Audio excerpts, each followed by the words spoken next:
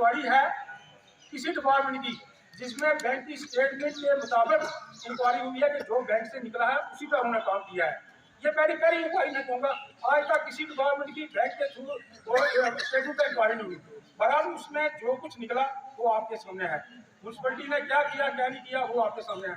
लेकिन एक चीज़ हमें नुकसान हुआ कि हमारे जो लोग जो PMAY के तहत जिन लोगों को हमने मकान दिए थे, आज पिछले 6 महीने से उनको पैसे नहीं पड़ रहे और लोग बेचारे परेशान हैं। किसी को सीमेंट का पैसा देना है, किसी को सरिया का देना है पैसा, और वो परेशान बैठे हुए हैं। मैं कहता हूँ उस इंक्वायरी के बाद 3 टीमें और आई हैं जिन्होंने पूरे वार्ड वाइज जाके इंक्वायरियाँ की हैं और करके उन्होंने भी इंक्वायरी रिपोर्ट शायद आपको दी होगी। लेकिन इस वक्त तक लोगों के साथ पैसे रिलीज नहीं हुए हैं। मेरी आपसे गुजारिश रहेगी, ये गरीब लोग हैं और फिर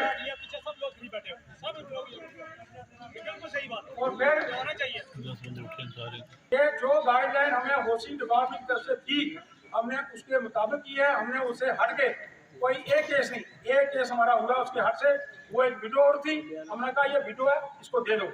उसके अलावा कोई मैं कहूँगा जनाब 376 केस हमारे सेंक्शन केस हैं, 124 और उसमें ये होता है जब इसको इंटरेस्ट पड़ता है, किसको कैंडिडेट को इंटरेस्ट पड़ता है, इंटरेस्ट नहीं देता है वो किस नहीं देता है। मैंने परसों एक अंडर सेक्रेटरी प्राइम मिनिस्टर को लेटर लिखा है कि आप इस पैसे को फिक्स करो ताकि FDR बनाओ इसकी, ताकि वो इंटरेस्ट जो है बंद कर। स्कीम आपकी जो इंडस्ट्रीज है, जो भी स्कीम है आपकी PMAY, देखिए सर इसमें मैंने अंडर सेक्रेटरी को परसों लेटर लिखा है प्राइम मिनिस्टर, मैंने कहा इस पैसे को आप FDR बनाओ ताकि उसको कल सहूलत मिल जाए।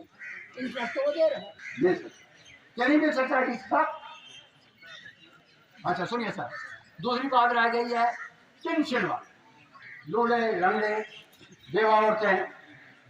सुनिए सर, सुनिए, उसमें 6-6 महीने हो गए, 8-8 महीने हो गए उनको पेंशन नहीं मिली।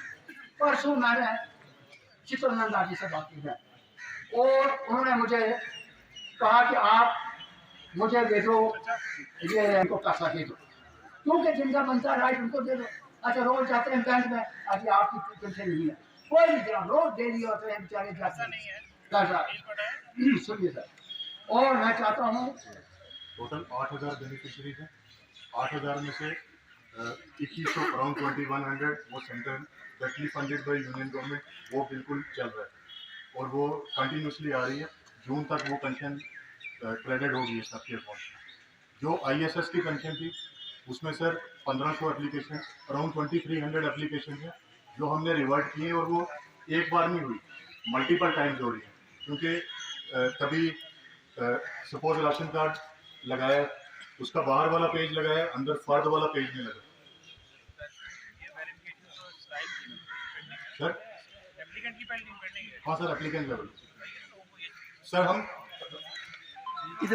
और एक चीज़ और मैं सर यहाँ पे बोलना चाहूँगा, काफ़ी सारे केसेस जो सेंक्शन हो गए हैं वो सेंक्शन लेटर लेके भी हमारे पास आते हैं बेनिफिशरीज, और उनका मसला ये है कि उनके आधार लिंक नहीं है बैंक के साथ। बैंक वालों ने तो स्टैंप करके दे दिया कि आधार सीडेड है, लेकिन जो ज़्यादा प्रॉब्लम है वो उन्हीं लोगों की है जिनके आधार लिंक नहीं है अकाउंट के साथ। और जब तक वो अकाउंट के साथ आधार लिंक नहीं होगा अकाउंट, तब तक उनको पेमेंट नहीं आएगी। चाहे वो 1 साल तक पेमेंट ना आए, 2 साल तक ना आए, वो कहीं भी चक्कर लगाएं अपना, क्योंकि लोगों के मल्टीपल अकाउंट्स हैं। किसी ने एक गुजर मंडी में खोला है, एक शादरा शरीफ में खोला है, एक यहाँ थाना मंडी में खोला है। तो अगर उन्होंने हमें थाना मंडी का दिया है, उनका लिंक गुजर मंडी का, तो उनको पेंशन क्रेडिट नहीं होगी। अब जो सारी DBT स्कीम्स हैं उनमें आधार लिंक होना अकाउंट के साथ मैंडेटरी है। तो काइंडली जितना जल्दी आप ये करेंगे उतना जल्दी हम प्रोसेस कर पाएंगे पेंशन को। और नंबर 2 ये चीज़ है कि जो फॉर्म जैसे आप लोग अपलोड कर रहे हो, तो आपने आधार कार्ड अपलोड किया, आपने आधार कार्ड की फ्रंट साइड की जिसमें नाम लिखा है, पेरेंटेज लिखा है, बैक साइड है उसकी जहाँ एड्रेस लिखा है, तो एड्रेस आपने वो वाला अपलोड नहीं किया, वो फॉर्म आपको फिर वापस आएगा। अब हम जब कॉल करते हैं या तो वो नंबर उस बंदे का नहीं है, या फिर वो बोलता है ये बंदा डॉट में गया, या फिर उनका नंबर बंद है। तो अब ये इश्यूज हैं, तो काइंडली एंड से होगा उतना जल्दी हम प्रोसेस कर पाएंगे, क्योंकि हमारे एंड पे अब तकरीबन जो 1500 लोग बचे हैं उसमें कोई डिले नहीं है। 2300 फॉर्म हमने रिटर्न किए हैं, वो जितना जल्दी हमारे सिस्टम में आ जाएंगे हम कर देंगे। आपने बहुत हिम्मत की, मैं मानता हूँ उनकी काफी उंगली खड़ी होती है धर्मराज कंस्ट्रक्शन कॉर्पोरेशन पे, लेकिन इतनी ज्यादा उंगली भी नहीं उठ सकती है, क्योंकि बहुत छोटे से कार्यकाल में उन्होंने एक बेहतरीन रोड बनाई है। अलबत्ता नुकसान उनसे इसलिए हुआ, लोकल बहुत ख़राब है, यहाँ माउंटेनियस टेरेन है। यहाँ जितने भी रोड बनते हैं, एक तो उनमें बनने में टाइम लगता है, उसके बाद पस्सी आती है, बारिश होती है तो रोडों की हालत फिर से ख़राब हो जाती है। तो लोगों की डिमांड जेन्युइन है, लेकिन जितने हमारे पास रिसोर्सेज हैं अब उतनी। और एक मुबारकबाद यह है कि यहाँ अभी एक्सीन साहब बैठेंगे तो खुद वो रोड्स की जो कंडीशन है उनको देखेंगे। मेन रोड जो आ रही है थाना जोरी से, उसके बारे में लोगों को काफ़ी शिकायतें हैं। हमने कल ही कॉन्ट्रैक्टर और डीडीसी के साथ मीटिंग की है और बहुत जल्द मुझे लगता है अगले 1-2 महीने में ये रोड जो बन के तैयार हो जाएगा। सर इसके लोकल इशू है, इसका मुझे नॉलेज नहीं है, मैं पता कर लेता हूँ। एसडीएम साहब क्या इशू है इसमें?